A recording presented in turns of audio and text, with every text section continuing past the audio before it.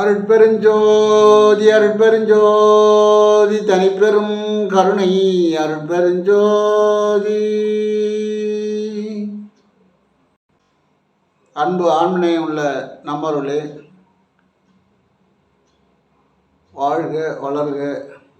துப்பார்க்கு துப்பாய துப்பாக்கி துப்பார்க்கு துப்பாய தூவும் மழை அப்படின்றார் வள்ளுவ பெருந்தகை. ஏன்னா ரெண்டு பேரும் வானான்றதுனால வள்ளல் பெருமானம் வருது.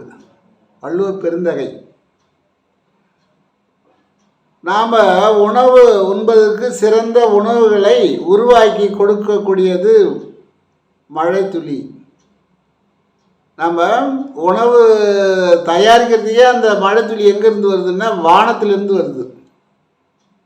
அதான் வானத்தின் மீது மயிலாட கண்டேன் மயில் குயில் ஆச்சுதடி அக்கச்சி மயில் குயில் ஆச்சுதடினார். அங்கே கருமேகமாக இருக்கக்கூடிய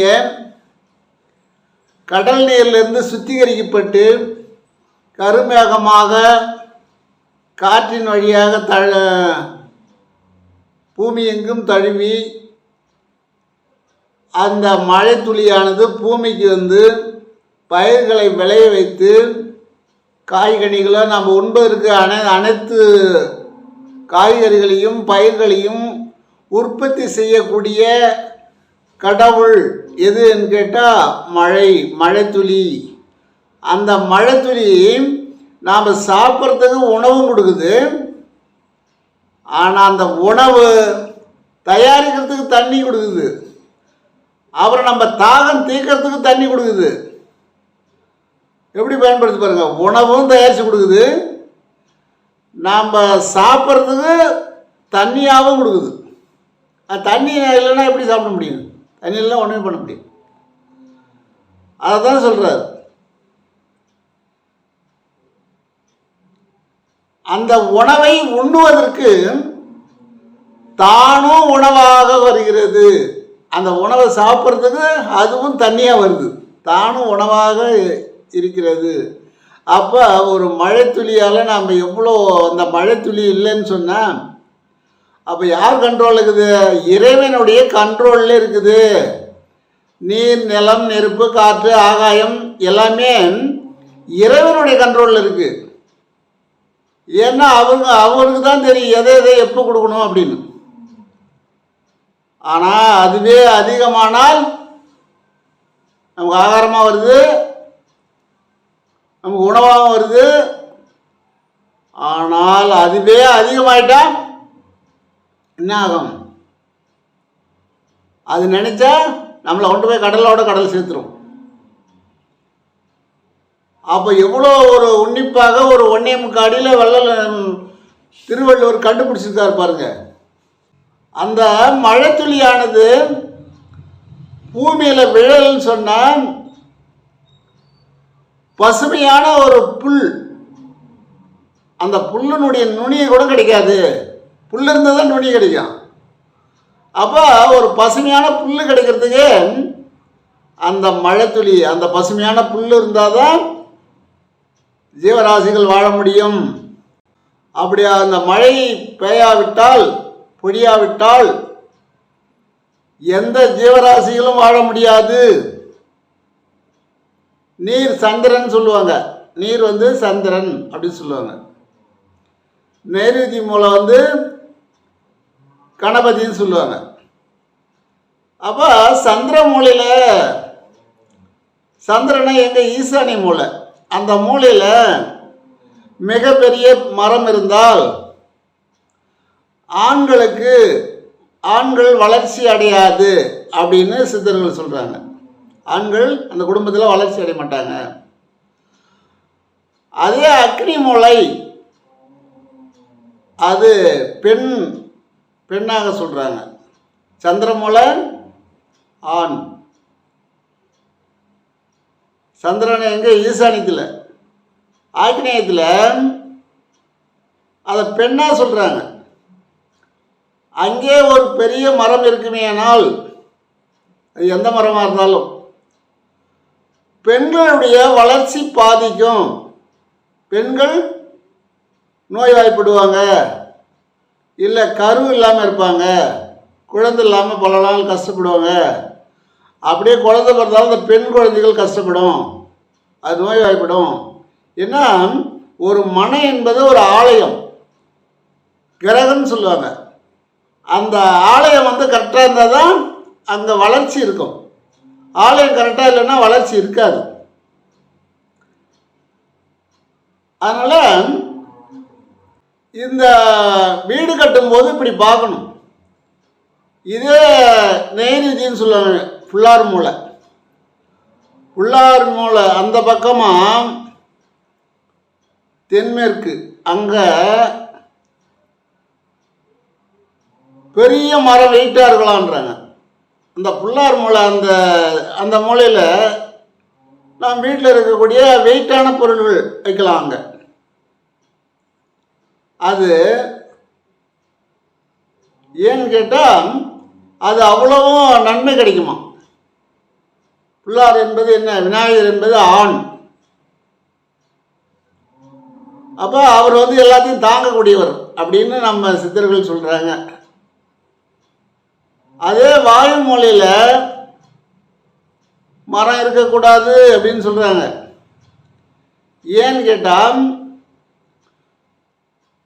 தீமூலையும் பெண், வாயு மூலையும் பெண். வாயுனா நம்ம ஆணுன்னு தான் சொல்லுவோம், வாயு பகவான் அப்படி சொல்லுவாங்க. இது ஒரு பக்கம் பார்க்கும்போது இவங்க அதை பெண்ணு சொல்கிறாங்க. அங்கு உயர்ந்த மரங்கள் இருந்தாலும் வளர்ச்சி அடையாது அப்படின்னு சொல்கிறாங்க. யார் வளர்ச்சி? பெண்கள் வளர்ச்சி அடைய மாட்டாங்க. ஈசானம் உள்ள மரம், ஒரு உயர்ந்த மரம் வெயிட்டாக இருந்ததுன்னா ஆண்களுடைய வளர்ச்சி பாதிக்கும். இதுதான் வீட்டை பஞ்சபூதங்களையும் பார்த்து கட்டுறது. பஞ்சபூதம் தான் இது, வேற ஒன்றும். அதை வாஸ்துன்னு ஒரு பேர் வச்சுருக்காங்க, பஞ்சபூதம் தான். இதை பார்த்து கட்டிட்டாவே இது ஆலயம். இதுதான் ஆலயம். நம்ம ஆலயத்தை பார்ப்போம், ஆனால் இதை பார்க்க மாட்டோம். நான் சில ஊருக்கு போயிருக்கேன், அங்கே மலை அமைஞ்சிருக்கு. எப்படின்னு கேட்டால் அங்கே ஆழியாருக்கு போனேன். பொதுவாக உங்களுக்கு தெரிஞ்சே சொல்கிறேன். நான் ஆழியாருக்கு போனேன், வேதாத்திரி மகரிஷியினுடைய ஆசிரமத்துக்கு. அங்கே பார்த்தீங்கன்னா மேற்க உயர்ந்த மலை,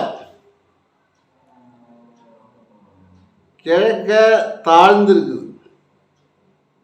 சுத்தமாக மலை இல்லை, கிழக்க தாழ்ந்துருக்கு. வடக்க அதை விட குறைஞ்சிருக்கு, கம்மியாக இருக்குது. இப்போ கிழக்கும் தாழ்ந்துருக்குது, வடக்கும் தாழ்ந்துருக்குது. மேற்கு தெற்கு உயர்ந்த மலை. அங்கே லட்சக்கணக்கான நண்பர்கள் வராங்க, தவம் பண்ணுறாங்க, நல்லா வளர்ச்சி அடையுது. வந்தவங்க மன நிம்மதியாக இருக்குது. ஒரு வாரம் 10 நாள் கூட தங்கிட்டு போகிறாங்க. எங்கே வெளிநாட்டவரெலாம் தங்குறாங்க. தண்ணி எங்கே போகுதுன்னா நம்ம கிழக்கு நோக்கி போகுது. அது அந்த ஆசிரமத்து பக்கத்தில் பார்த்தா கிழக்கு நோக்கி போகுது. நாம் ஒரு வீடு கட்டுறோன்னு சொன்னால் அந்த வடிகால் தண்ணி இருக்குல்ல, மழை தண்ணியாக இருந்தாலும் சரி, இந்த நம்முடைய வடிகால் வாய்க்காலாக இருந்தாலும் சரி, அது கிழக்கு நோக்கி வடக்கு நோக்கி செல்ல வேண்டும். அது மேற்கு நோக்கி சென்றால் அந்த வீடு வளர்ச்சி அடையாது. தெற்கு நோக்கி சென்றால் அது வளர்ச்சி அடையாது. நான் பொதுவாக இப்போ டெய்லியே பார்க்குறது, அங்கங்கே தெற்கு பக்கமாக இருக்கிற வீடெல்லாம் எப்படி இருக்குது, அவங்க எப்படி இருக்கிறாங்கன்றது தான் நான் ஆராய்ச்சி பண்ணுறது. அவங்க மத்தியமாக தான் இருக்காங்க. அதனால் ஒரு வீடு கட்டுறதா இருந்தாலும், ஒரு குழந்தை பிறக்கிற நேரமாக இருந்தாலும், ஒரு கரு உண்டாகக்கூடிய நேரமாக இருந்தாலும், இதுக்கெல்லாம் நேர காலங்கள், திதி நட்சத்திரம்லாம் சொல்லலை, திதி தான் சொல்கிறாரு. ஸ்ரீ காலகண்ட மகாமுனிவர் ஒரு குழந்தை கரு உண்டானால் அது எந்த திதியில் உண்டானால், எந்த நாளில் உண்டானால் அதனுடைய வளர்ச்சி எப்படி இருக்கும் அப்படின்னு சொல்கிறார். அடுத்த கட்டம் முதல் வீடு கரெக்டாக இருக்குன்னா, அடுத்த கட்டம் ஏன்னா வீடு கட்டுறதுன்னா அந்த தாய்மார்களுக்கு கருவறை சுத்தமாக இருக்கும், கர்ப்பப்பை கோளாறு இருக்காது, உடல் ஆரோக்கியமாக இருக்கும். அப்போ உடனடியாக புத்திர பாக்கியம் உண்டாகும். அதுவும் எந்த நாள் எந்த திதி அப்படின்னு சொல்றார். அப்போ பெண்களின் மாதவிடா 15 நாள் வளர்பிறை அப்படின்னு சொல்றார்.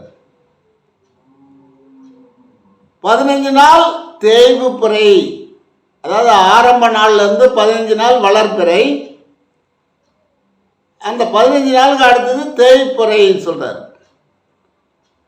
சந்திரனுக்கு எப்படி வளர்பிறை தேய்பிறை உண்டாகுதோ அதுபோல பெண்களின் மாதவிடா வளர்பிறை தேய்பிறை உண்டு. ஆனால் இது மாதிரி வரலாம், ஆனால் அவங்களுக்கு அது கணக்கு. ஏன்னா இவங்களுக்கு முதல் ஆரம்ப நாள்லேருந்து 15 நாள் வளர்பிறை, அப்போ சந்திரன் தேய்பிறையாக கூட இருக்கலாம். அதனால் அந்த கணக்கு வைக்கக்கூடாது.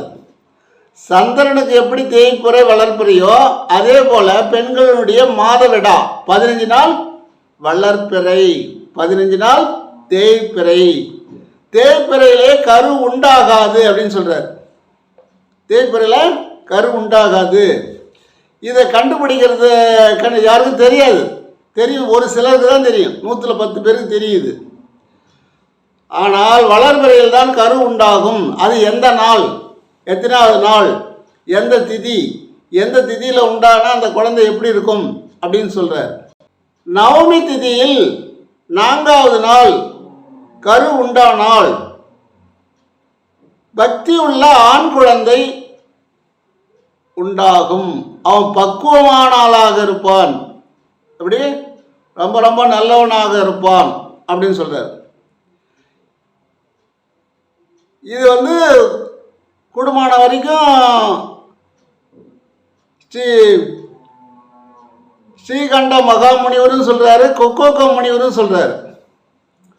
அப்போ அந்த 4வது நாளில் அது ஆண் குழந்தைன்னு சொல்கிறார். ஆண் குழந்தை, பக்தி உள்ள குழந்தை, பலரும் போற்றக்கூடிய குழந்தை, பக்குவமான குழந்தை, அவனை எல்லோரும் போற்றுவாங்க, நல்ல பிள்ளை அப்படின்னு சொல்லுவாங்க அப்படின்னு சொல்கிறேன். அப்போ நல்ல நல்ல பிள்ளைகளை நம்பி இந்த நாடே இருக்குது தம்பி.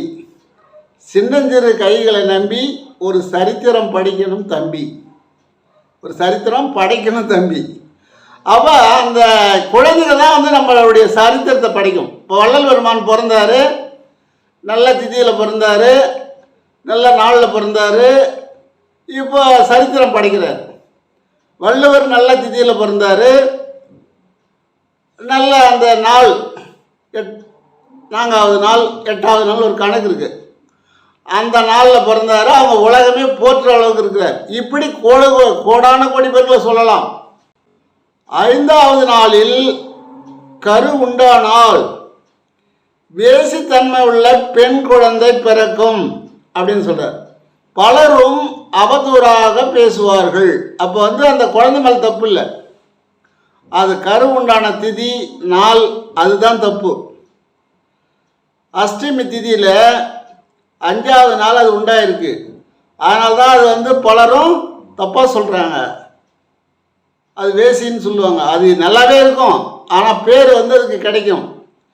காரணம் என்னன்னு சொன்னால் அந்த திதி அந்த நாள் செய்யுது.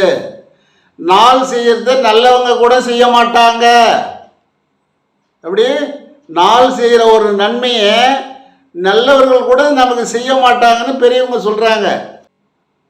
சப்தமி திதியில் 6வது நாள் கரு உண்டானால் ஆயுள் முழுவதும் வறுமையில் வாடும். பாருங்க, அது பிறந்த நாள்லேருந்து ஆண் குழந்தை தான் உண்டாகுமா, அது ஆயுள் முழுதும் கஷ்டப்படுமா. ஆமாம், அவமாட பிறந்த நாள்லேருந்து கடைசி வரைக்கும் கஷ்டப்பட்டே தான் அவன் இறப்பான். ஆனால் விதியும் மாற்றி வைக்கும் வீரனின் சன்னிதானம்னு சொல்லுவாங்க. வீரன் சன்னிதானம்னா எங்கே தான் இருக்குது, வீரன் சன்னிதானம் வேறு எங்கேயும் இல்லை. அது விதியை மாற்றலாம். சிலர் சொல்லுவாங்க விதியை மாற்ற முடியாது அப்படின்னு. முயற்சி பண்ணால் மாற்றலாம். ஏன்னா ஒரு மலை இருந்தது, இப்போ கொஞ்ச நாள் கழிச்சு போனால் மலையே இல்லை, மாற்றிட்டாங்கல்ல. ஒரு பள்ளமாக இருந்தது, இப்போ கொஞ்ச நாள் இப்போ போய் பார்க்குறேன் உயர்ந்த ஒரு மேம்பாலம் போகுது பள்ளமான இடத்துல. அதுபோல் அதுக்கு ஒரு நல்ல ஒரு இடம் வந்துச்சு பாருங்க, ஒரு அமைப்பு. அதுபோல் நாம் இந்த வீரனின் சன்னிதானத்தில் இருந்தால் விதியும் மாற்றி வைக்கலாம். விதியை மாற்ற முடியாதுன்னு சொல்லுவாங்க. விநாயகரையும் ஆஞ்சநேயரையும் சனி பகவான் தொட்டதில்லை என்பது வரலாறுல சொல்கிறாங்க. அவங்க 2 பேரும் தப்பிச்சிட்டாங்க, அவங்க 2 பேரும் மட்டும் பிடிக்க முடியல. அப்போ என்ன காரணம்? அந்த விதியை மாற்றிட்டாங்கல்ல அவங்க. உதாரணத்துக்கு 2 பேர் சொல்கிறேன் நான். இப்போ ஒரு குழந்தையினுடைய வளர்ச்சியை பார்க்கும்போது இப்படி தான் இது கரு உண்டாயிருக்குன்றதை நம்ம பார்க்கும்போது தெரிஞ்சுக்கலாம். சப்தமி திதியில் 6வது நாளில் உண்டாகக்கூடிய ஒரு ஆண் குழந்தை வாழ்நாள் முழுவதும் வறுமையில் வாடும். இதெல்லாம் சித்தர்கள் சொன்னது, நான் சொல்லலை. சித்தர்கள் எழுதுனது, முனிவர்கள் எழுதுனது தான் நான் சொல்கிறேன். சஷ்டி திதியில் 7வது நாள் கரு உண்டானால் அந்த பெண் கணவருடன் வாழ்வார். ஆனால் மற்றவர்கள் அவர் வேறொருவருடன் வாழ்கிறார் அப்படின்னு சொல்லுவாங்களாம். அந்த திதியில் பிறந்தா அந்த அம்மா கரெக்டாக தான் இருக்கும். ஏன் அந்த திதி ஒரு கெட்ட பேர் வாங்கி வைக்குமா? அந்த திதி அவங்க கரெக்டாக தான் இருப்பாங்க. அது பேரை வாங்கக்கூடியது அந்த நாள், 7வது நாள் திதி. அப்போ எந்த திதியில் பிறந்தா அவன் நல்லா இருப்பான், எந்த திதியில் பிறந்தா ஆண் குழந்தை, எந்த நாளில் பிறந்தா நல்லா இருப்பான் அப்படின்றத இது முனிவர்கள் கண்டுபிடிச்சிருக்காங்க. ஏகாதசி 8வது நாள் கரு உண்டானால் ஆண் குழந்தை பிறக்கும். அது பக்தி உள்ள பலரும் போற்றக்கூடிய குழந்தையாக பிறக்கும். அதுதான் வள்ளல் பெருமான். அவர் தான் அந்த திதியில் பிறந்திருக்காரு. அதே போல் சித்தர்கள் ஞானிகள் எல்லாரும். அப்போ நான் சொல்லுவாங்க, நாளும் கோலும் நலிந்தோர்க்கு இல்லை அப்படின்வாங்க. எப்படி சொல்லுவாங்க? நாளும் கோலும் நலிந்தோர்க்கு இல்லை. நலிந்தோர்னா கஷ்டப்படுறவங்களுக்கு இல்லைன்னு சொல்லுவாங்க. ஆனால் இந்த பிறப்பிலே வர்றதுதான் நம்ம கஷ்டப்படுறது. அதான் வழிபோக்காக போயிட்டு இருப்பதவர் சொல்லுவாங்க, நான் எந்த நேரத்தில் அம்மா என் தாய் வயிற்றில் கரு உண்டானனோ தெரியல, அதனால தான் இவ்வளோ கஷ்டப்படுறேன் அப்படின்லாம் சிலர் பேசின்னு போவாங்க. அது என் காதில் கேட்கும். பஸ்ஸில் போகும்போது பேசுவாங்க, ஒரு கூட்டமாக இருக்கிற இடத்துல பேசுவாங்க. எந்த நேரத்தில் நான் இப்போ என் தாய் வயிற்றில் நான் உற்பத்தி ஆனனோ, இவ்வளோ கஷ்டப்படுறேன், இவ்வளோ செஞ்சலப்படுறேன்னு சொல்கிறதுலாம். அப்போ அவங்க என்ன பண்ணுறாங்க, கஷ்டப்பட்டு அந்த தேதி அந்த நாளை கூட அவங்க நினைக்கிறாங்க. இதை முனிவர்கள் கரெக்டாக கண்டுபிடிக்கிறாங்க. இது இந்த தேதியில் தான் இந்த குழந்தை வந்திருக்கும். இப்போ இதை நாம் கரெக்டாக மெமரியில் வச்சுட்டோம்னா, ஒருத்தர் கஷ்டப்படும் போது இல்லை அவதூறான பெயர் வாங்குறாங்க. அப்போ இதை நம்ம பார்க்கலாம், இந்த திதி இந்த நாள் தான் இப்படி பண்ணுது அப்படின்னு. இது அற்பாயில் திதியெலாம் இருக்குது. பிறந்த உடனே 15 நாள், 10 நாள், 1 மாதம், 2 மாதம், 20 வயசு, 30 வயசு, இப்படி இறக்கக்கூடிய நாள்லாம் அது ஒரு திதி இருக்குது. அதுக்கு தான் இப்போ சித்தர்கள் என்ன சொன்னாங்க, எது இருந்தாலும் பரவாயில்ல, 16 வயசு வாங்கின்னு வந்தவன் எண்ணும் 16 ஆகிட்டான். எப்படி? 16 வயசு தான் அவனுடைய ஆயுள். அவன் தாய் வயத்தில் உற்பத்தி ஆகும்போது அவனுடைய கணக்கு, அந்த திதி, அந்த நாள் 16 வயசு தான். இன்னைக்கு எண்ணும் 16 உலகம் இருக்கும்போது அது மாறலையா? ஏன்? பக்தியால் மாறிச்சு. விடாமுயற்சி. தோல்வியை கண்டு தோழலை. எவன் கிட்ட வந்த போது கூட பயப்படல. விடாமுயற்சி பண்ணான். சிவனே கதியினான். கதியை மேல் ஏற்றி இறக்கினான். எண்ணும் 16ஆக மாறினான். இப்படி நம்ம வரலாறு பார்க்கணும். இப்போ ஒரு பெண் கரு உண்டானதை சித்தர்கள் நாடி மூலமாக பார்ப்பாங்க. கைப்பிடிச்சு பார்த்தாங்கன்னா கற்பநாடி அப்படின்னு இருக்குது. அது நாடியை ஆடிச்சுன்னா கற்பம் உண்டாச்சுன்னு சொல்லுவாங்க. சரி, சித்தர்கள் சொல்கிறாங்க, நாம் எப்படி தெரிஞ்சுக்கிறது அப்படின்னு சொன்னால், அந்த பெண்ணினுடைய சிறுநீரை மண்கலயத்தில் சேமித்து அப்படின்னு சொல்கிறாங்க. அந்த சிறுநீருக்கு அது ஒரு மண்கலயத்தில் சேமித்து 4 நாள் கழித்து, 4 நாளைக்கு வச்சிடணுமா அதை மூடி. நல்லா மூடி வச்சிடணும், இருக்க துணியை போட்டு கட்டி நல்லா மூடி வச்சிடணும். 4 நாள் கழித்து பார்த்து 4 நாள் ஆன பிறகு அதை பிரித்து பார்க்கணும். பார்த்தால் அதில் உயிர் உள்ள கிருமிகள் இருந்தால், கிருமி இருக்குமா. சாதாரண நீங்கள் என்ன ஒரு குளத்து தண்ணியை நல்ல தண்ணியை ஃபில்ட்ரு பண்ணி கூட நீங்கள் வந்து ஒரு மண் கலத்தில் வச்சிங்கன்னா 4 நாள் கழித்து பார்த்தா அதில் ஒரு சின்ன சின்ன கிருமிகள் வந்து அசையும். அப்போ இவங்க குடிச்சது அந்த மண்ணில் இருக்கிற தண்ணி தான், அங்கே சிறுநீராக வரது அந்த தண்ணி தான். ஆனால் கர்ப்பம் இருந்தால் தான் அந்த கிருமி இருக்குமா, இல்லைன்னா கிருமி இருக்காதான். அப்படி எப்படி கண்டுபிடிச்சிட்டாங்க பாருங்கள். சாதா தண்ணி வச்சா கண்டிப்பாக இருக்கும். ஆனால் இதை கர்ப்பம் உள்ள இருந்தால் அங்கே கிருமி இருக்குமா, இல்லைன்னா அவங்க முடிவு பண்ணிக்குவாங்களாம். அந்த காலத்தில் ஏது ஸ்கேன் பண்ணாங்களா, டெஸ்ட் பண்ணுறதுல ஏது. வெள்ளைக்காரர்கள் நம்ம நாட்டை பிடிச்ச பிறகு அவங்க தான் ஆங்கிலேயனுடைய வைத்தியத்தை கொண்டாங்க. ஆங்கிலேயருடைய வைத்தியம் இங்கிலீஷ் வைத்தியம் அவங்க தான் கொண்டாந்தாங்களே தவிர நம்ம நாட்டில் ஏற்கனவே வந்து சித்த வைத்தியம் தான் இருந்தது. சித்தர்கள் வைத்தியம் தான் இருந்து எப்பேற்பட்ட நோயாக இருந்தாலும் குணப்படுத்தக்கூடிய வைத்தியம்லாம் இருந்தது. அது இந்த அலோபதி வந்த பிறகு அவங்களுடைய ஆட்சி, ஆங்கிலேயருடைய ஆட்சி காலத்தில் இது வந்து மறைஞ்சிருச்சு கொஞ்சம் கொஞ்சமாக. ஆனால் இப்பொழுது நம்ம சுதந்திரம் அடைஞ்ச பிறகு இப்போ இருக்கின்ற எந்த அரசு வந்தாலும் நமக்கு சித்த வைத்தியத்துக்கு முக்கியத்துவம் கொடுக்குறாங்க. சென்னையில் பார்த்தீங்கன்னா தலைமை மருத்துவமனை இருக்குது, சித்த வைத்திய ஆராய்ச்சி கூடம்.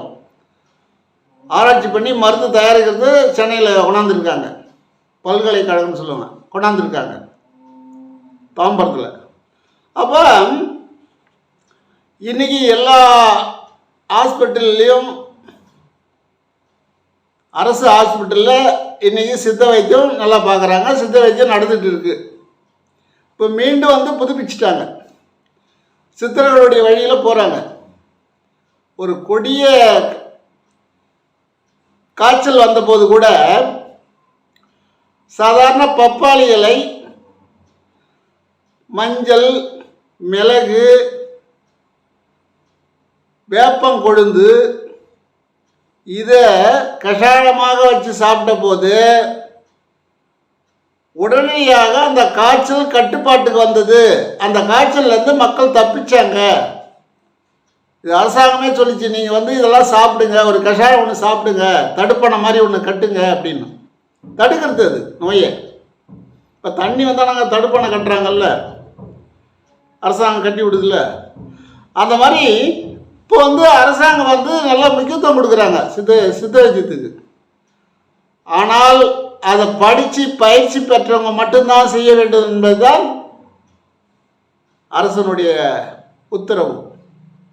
படித்து அதில் வந்து ஏன்னா மருந்தை எப்படி கையாளணும், அதில் இருக்கிற விஷத்தை எப்படி முறிக்கணும், அதில் எப்படி அமிர்தத்தை உண்டாக்கணுன்றதுலாம் சித்தர்கள் சொல்லியிருக்கிறாங்க. அதை படித்து அதில் பாஸ் பண்ணாக்க அவங்க வந்து நல்லாயிருக்கும், திறமையானவங்களாக இருப்பாங்க தான் இப்போ திறமையான சித்த வைத்தியர்கள், டாக்டருங்க வேலை செய்கிறாங்க. கருவுற்ற பெண்ணின் சிறுநீரை மண்கலயத்தில் சேர்த்து வைத்து அதில் பூனக்காளி என்னும் இலையை, பூனக்காசரன்னு சொல்லுவாங்க, பூனக்காளின்னு சொல்லுவாங்க. அதுக்கு பல பேர் உண்டு, ஒரு பச்சை இலைக்கு பல பேர் இருக்குது. நாங்களாம் பூனக்காசரின்னு சொல்லுவோம். அது மேலே பட்டுதுன்னா பிடுங்கும், நம்ம பிடுங்கும், அரிக்கும். இலை மேலே பட்டாலே போதும். அந்த காயை ஒருத்தர் மேலே போட்டுட்டோம்னா அவங்க மட்டும் துடிப்பாங்க, அந்த மாதிரி அரிப்பு உண்டாகும். அந்த பூனக்காளி இலையை அந்த மண்கலயத்தில் இட்டு சுமார் 12 மணி நேரம், இன்றைக்கி மாலை சாயந்தரமாக அதை போட்டு ஒரு துணி போட்டு கட்டி வைக்கிறோம் மண்கலயத்தில் அப்படின்னா, காலை ஒரு 6 மணி 7 மணிக்கு அதை இது உடனடியாக 4 நாள் அது இது உடனடியாக 12 மணி நேரத்தில் அந்த இலையில் செம்புள்ளி இருந்தால், செவ்வாக புள்ளி புள்ளியாக இருக்குமா அந்த இலையை எடுத்து பார்த்தா, செம்புள்ளி இருந்தால் கரு உண்டானது உறுதியாகி போச்சு. உறுதி சித்தர்கள் எப்படி கண்டுபிடிச்சாங்க பாருங்கள், கரு உண்டாச்சு அப்படின்னு. அதே கரும்புள்ளி இருந்தால் கரு இல்லை, கரு இல்லை. நம்மளாம் இப்போ எவ்வளோ காசுலாம் செலவு பண்ணி கண்டுபிடிக்கிறோம். ₹1 செலவு இல்லாத, ஒரு நயா பைசா செலவு இல்லாத கண்டுபிடிச்சிட்டுவாங்க. ஒரு தாய் வந்து அமர்ந்திருக்கிறத பார்த்தாலே ஆண் குழந்தையா பெண் குழந்தையாலாம் சொல்லுவாங்க சித்தர்கள். கீழே அமர்ந்திருக்கும் போது அவங்க ரெஸ்ட் எடுக்கிறாங்க, ஓய்வு எடுக்கிறாங்கன்னா அந்த நேரத்தில் பார்த்து அவங்க சொல்லுவாங்க. அதே சித்த மருந்து கடையில் போயிட்டு நீங்கள் பிரசவம் ஆகிருக்கு ஜாமான் கொடுங்க அப்படின்னு கேட்டிங்கன்னா அவங்க முதல்ல போய் ஒரு பொருளை எடுப்பாங்க. அந்த பொருளை எடுத்த உடனே ஆண் குழந்தையான்னு கேட்பாங்க. ஆமாங்க, எப்படி கரெக்டாக சொல்கிறேன்னு இவங்க கேட்பாங்க. ஏன்னா அவங்க அந்த பொருள் உள்ள கை விட்டு எடுக்கும்போது அது என்ன பொருள், அந்த பொருள் ஆணா பெண்ணான்னு இருக்குது. இப்போ ஆண் வெத்தில் இருக்குது, பெண் வெத்தில் இருக்குது. ஆண் மரம் இருக்குது, பெண் மரம் இருக்குது. அப்போ நம்ம ஒரு வாசகால் வைக்கிறோன்னு சொன்னால் ஆண் மரத்தை தான் வைக்கணும், பெண் மரத்தை வைக்கக்கூடாது. ஏன்னா அது பலன் அவ்வளோ தாங்காது. பெண் வந்து மென்மை தானே. இப்போ பூவரச மரம் அப்படின்னு சொல்கிறோம். பூவரச மரத்தில் ஆண் மரம் இருக்குது, பெண் மரம் இருக்குது. இது எப்படி கண்டுபிடிக்கிறது அப்படின்னா, பூவரச மரத்தில் காய் பூ இருந்தால் அது பெண் மரம், காய் இல்லாமல் இருந்தால் அது ஆண் மரம். அதில் வைரம் நிறையா இருக்கும், மரம் வந்து ஸ்ட்ராங்காக இருக்கும். ஆனால் பெண் மரம் வந்து நிறைய போரை விடும். இல்லை, நடுவில் பார்த்தா போரை வந்து அப்படி ஃபோலாக இருக்கும். அப்போ அந்த வீடு கட்டுறதுல இவ்வளோ விஷயம் இருக்குது. அந்த மரம் எப்படி வளர்ந்ததோ அந்த வளர்ந்த வசமாக அந்த வாசகால அந்த தச்சர் அவர் செஞ்சிட்டாருன்னு சொன்னால் ஆசாரி அந்த வீடு வளர்ந்துக்கிட்டே போகும். அந்த மரத்தை வளர்ச்சியை வந்து கீழ்ப்பக்கமாகவும் அடி மேல் பக்கமாக வச்சுட்டாங்கன்னு வச்சுக்க, அந்த குடும்பம் அந்த வீடு கட்டினாங்கன்னா உடனடியே விற்றுட்டு போயிடும். ஏன், ஒரு மாடு, இப்போ மாடு ஆடு கட்டுறாங்கல்ல, ஒரு கிளையை ஒடிச்சு அது அதனுடைய வளர்ச்சி பக்கமாக அவங்க அந்த கீழே கம்பை நட்டு அந்த மாட்டாட்டை கட்டினாங்கன்னா ரொம்ப நாளைக்கு இருக்கும். அவங்க என்ன பண்ணுவாங்க, இப்படி திருப்பி நட்டுருவாங்க. சில பேர் கொஞ்ச நாளே மாடு இருக்காது, ஆடு இருக்காது. ஒன்று அது திடீர்னு இறந்து போகும், இல்லை அது வந்து கண்ணு ஈனாது, வளர்ச்சி இருக்காது, அப்புறம் பராமரிக்க முடியாது, எப்படியாவது அந்த அழிஞ்சிடும். ஒரு சாதாரண குச்சியே வந்து நீங்கள் தலைகீழ் நட்டிங்கன்னு சொன்னால் கால்நடைகளை வளர்க்க முடியாது.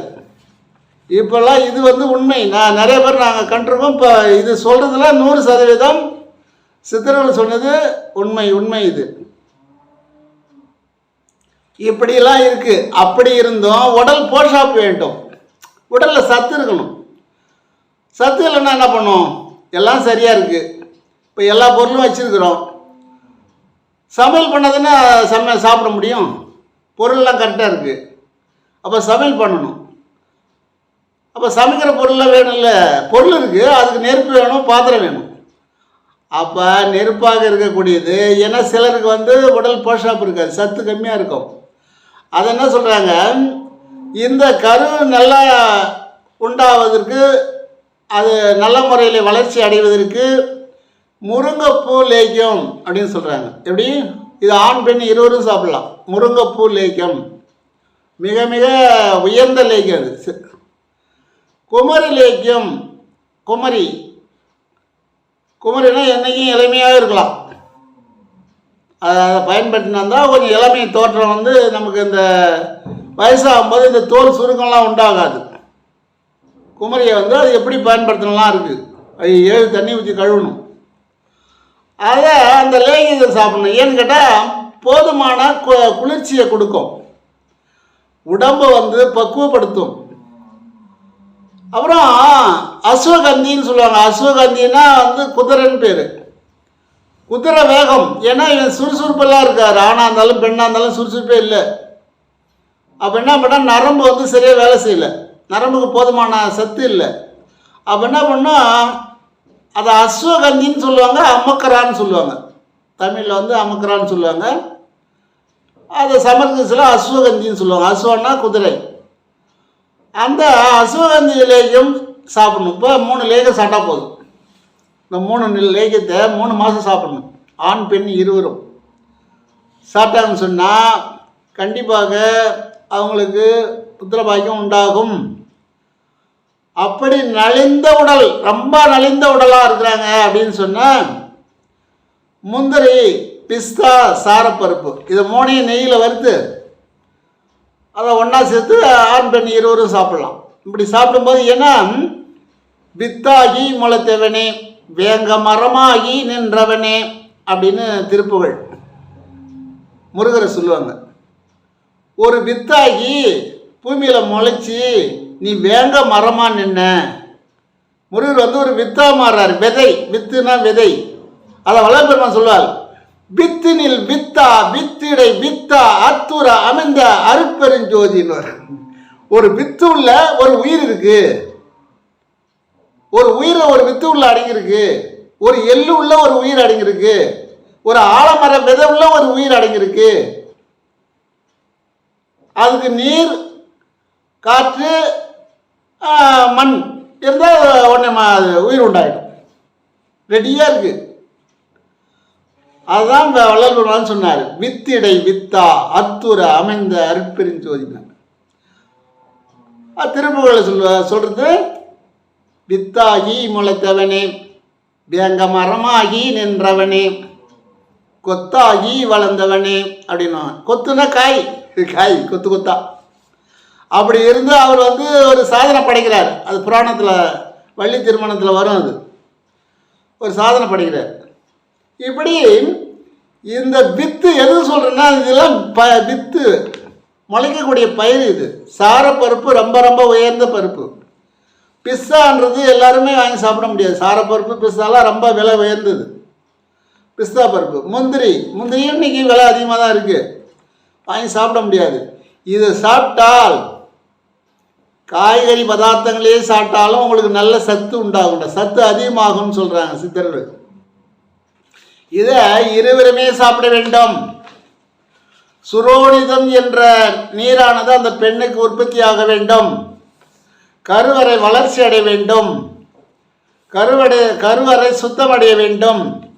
ஆண்களுக்கு சுக்கிலம் என்ற அந்த அணுக்கள் உற்பத்தி ஆகக்கூடிய திறனில் இருக்கின்றது. இப்படிதான் சொல்றாங்க. சுக்கிலமாகவும் சுரோனிதமாகவும் இருக்கிறது. இது இரண்டும் சரியா இருந்தால் தான். இப்போ 5 பொருளும் அடுக்காக இருந்தால் அறியாதவங்க கூட சமையல் செய்யலாம்னு சொல்லுவாங்க. அதாவது சமையல் வேலை தெரியாதவங்க கூட சமையல் செய்யலாம் அப்படின்னு சொல்லுவாங்க. அதுபோல் எனக்கு தெரிந்தவற்றை தங்களுக்கு தெரிவிக்கின்றேன். இதில் நல்லவை மட்டும் எடுத்து கொள்ளுங்கள். சித்தர்கள் சொல்வதை, முனிவர்கள் சொல்வதை என் கருத்துக்கு எட்டியவாறு ஒவ்வொருக்கும் ஒரு விதமாக புரியும். என்னுடைய கருத்துக்கு எட்டியவாறு தங்களுக்கு தெரிவிக்கின்றேன். இதில் நல்லவை மட்டும் எடுத்துக்கொள்ளுங்கள் என்று மிக்க பணிவோடு கேட்டுக்கொள்கிறேன். அருட்பெருஞ்சோதி அருட்பெருஞ்சோதி தனிப்பெரும் கருணை அருட்பெருஞ்சோதி.